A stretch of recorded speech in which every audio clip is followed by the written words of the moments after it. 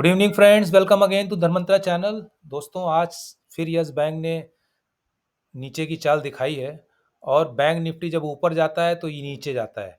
लेकिन आपने कभी कभी देखा होगा, जब बैंक निफ्टी नीचे जाता है तो ये ऊपर चला जाता है।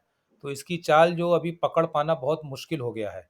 देखिए, मैंने पहले भी बहुत वीडियो बनाए हैं, 3-4 साल पहले मैंने ये देखा था कि जब भी कोई बहुत बड़ा रिसर्च हाउस है, जब कोई बहुत बड़ी नेगेटिव न्यूज़ यस बैंक पे देता है इन टर्म्स ऑफ कि यस बैंक का फ्यूचर प्राइस इतना है या इसकी वैल्यूएशन इतनी है, तो मैंने देखा है कि कम से कम 15-20 दिन तक तो उस पे भूत सवार रहता है।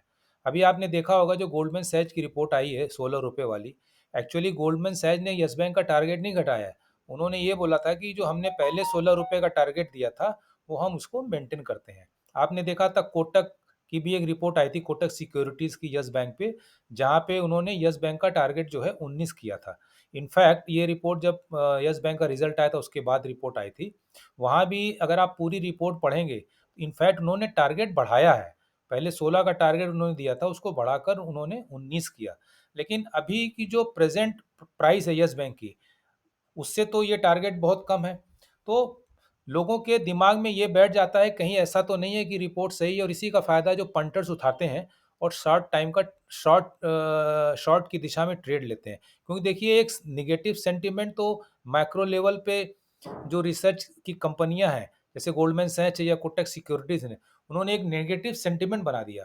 तो इसका फायदा पंटर्स उठाते हैं, तब तक उठाते हैं जब तक यस बैंक के काउंटर पे कोई बड़ी न्यूज़ नहीं आई। जैसे देखिए, जो पेटीएम वाली न्यूज़ फ्लोट कर रही है कि पेटीएम का जो मर्चेंट अकाउंट है वो यस बैंक टेक ओवर कर लेगा। देखिए, वो न्यूज़ तो अभी ऑफिशियली तो आई नहीं है, ये यूट्यूबर्स के माध्यम से आती है कि ये डील हो गई, वो डील हो गई। लेकिन आपको जाके बॉम्बे स्टॉक एक्सचेंज में यस बैंक के फाइलिंग पे देखना चाहिए, वहाँ जो चीज़ दिखती है वही सत्य होती है। बाकी चीज़ें तो अफ़वाह होती है।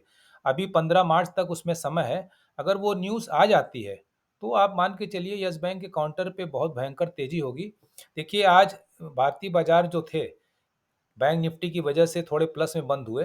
निफ्टी तो एक बार -90 पॉइंट्स था। और आपको एक चीज़ जानकर हैरानी होगी कि बैंकिंग सेक्टर में ऐसी कोई भी बहुत बड़ी गुड न्यूज़ नहीं है कि बैंक निफ्टी इतना बढ़ना चाहिए। और ये जो ऑप्शन डेटा के ये जो आंकड़े दिख रहे हैं, ऐसा लगता है कि ऊपर के लेवल्स पे शॉर्ट बिल्डिंग भी हो रहा है। तो आप लोगों को बहुत सावधान रहना चाहिए। आज एक आरबीआई की रिपोर्ट आई थी कि जो बैंक्स हैं को ब्रांडिंग करते हैं अपने क्रेडिट कार्ड की, उनके लिए नेगेटिव खबर थी। और सबसे ज़्यादा जो को ब्रांडिंग होती है क्रेडिट कार्ड्स की, वो या तो कोटक बैंक करता है या एक्सिस बैंक करता है। तो कायतन तो उनके शेयर को बढ़ना नहीं चाहिए। लेकिन आज आपने कोटक बैंक में देखा, तो ये जो ऑप्शन ट्रेडिंग होती है बाजार में, और उसके बदौलत जो पोजीशंस बन जाती हैं, उससे जो है शेयरों में उतार चढ़ाव होता है। तो ये प्योर सट्टा है। बैंक निफ्टी को इतना आज बढ़ने का कोई मतलब नहीं था। और निफ्टी तो देखिए माइनस में था, लेकिन बाद में वो भी प्लस में आ गया था। तो दोस्तों, आज अगर आप सेंसेक्स को देखेंगे तो 0.5% जो है ये चला। निफ्टी जो है 0.53% प्लस में बंद हुआ। निफ्टी बैंक जो है वो 0.81% बढ़ा। लेकिन आपने एक चीज़ नोट किया होगा कि जो मिड कैप है वो 0.5% गिरा। और बड़ी इंटरेस्टिंग चीज़ ये है कि जब आप एडवांस और डिक्लाइन का फिगर देखेंगे, जो बाजार का असली सेंटिमेंट बताता है, वहां आप देखेंगे कि 1790 शेयर गिरे हैं और सिर्फ 419 बढ़े हैं। जहां तक यस बैंक की बात है, आज यस बैंक ने 24 रुपये 50 पैसे पर ओपन किया था। जो कल का क्लोजिंग था वहीं ओपन किया था, और 24 रुपये 50 ही उसका हाई था। 23 रुपया 50 पैसे का लो बनाया, और जो क्लोजिंग आई है यस बैंक की वो 23 रुपया 60 पैसे की आई है। करीब 31 करोड़ का वॉल्यूम हुआ है। सो दोस्तों, थोड़ा सा काउंटर पे सेंटिमेंट नेगेटिव है, क्योंकि बहुत बड़े रिसर्च एनालिस्टों ने ऐसी भविष्यवाणी की है कि कीपिंग इन माइंड जो फ्यूचर विजिबिलिटी वो देखते हैं अर्निंग में, उसके हिसाब से उन्होंने बोला है कि शेयर प्राइस 16 या 19 रुपये रहेगा। सो हमें थोड़ा सा वॉचफुल रहना पड़ेगा in short term.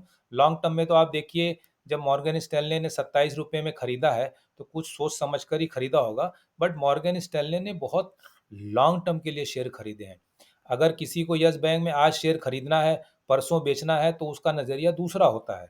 Long term में यस बैंक के काउंटर पे ग्रोथ आएगी, शेयर प्राइस में भी ग्रोथ आएगी, लेकिन आपको बहुत पेशेंस रखना पड़ेगा। सो दोस्तों, एक लेवल मैंने पहले भी बताया था, खासकर उन लोगों के लिए जो शॉर्ट टर्म ट्रेडिंग करते हैं, 22 रुपये 50 पैसे का। आप उस लेवल को कहीं गांठ बांध कर रख लीजिए, कहीं नोट करके रख लीजिए। अगर वो लेवल टूटा तो आपको यस बैंक का काउंटर 20 रुपये भी दिखा सकता है। देखिए, मैं यहाँ पर किसी को डरा नहीं रहा हूँ। धन मंत्रा चैनल कभी किसी को डराता भी नहीं है, और तारीफ भी जब यस बैंक की करते हैं तो based on facts and figure करते हैं। जो लोग लॉन्ग टर्म इन्वेस्टर हैं, जिन्होंने 16 रुपये पे ले रखा है, उन्हें तो देखिए डरने की कोई ज़रूरत नहीं है। थोड़ा नीचे आएगा तो वो और भी खरीद सकते हैं। तो हर आदमी होते हैं, हर प्रकार के इन्वेस्टर्स हैं, शॉर्ट टर्म है, लॉन्ग टर्म है, इंट्राडे वाले हैं। सो मेरा कहने का मतलब है, और स्टॉक मार्केट में जो आपका स्टॉप लॉस है, उसकी एक इम्पोर्टेंस होती है, उसको आपको रिस्पेक्ट देना पड़ेगा। तो दोस्तों, मैं इस वीडियो को यहीं ख़त्म करता हूँ, और आप लोगों से निवेदन करूँगा कि वीडियो को लाइक करें, सब्सक्राइब करें, और हमारे टेलीग्राम चैनल को भी ज्वाइन करें। Thank you for watching, thank you for listening, good night.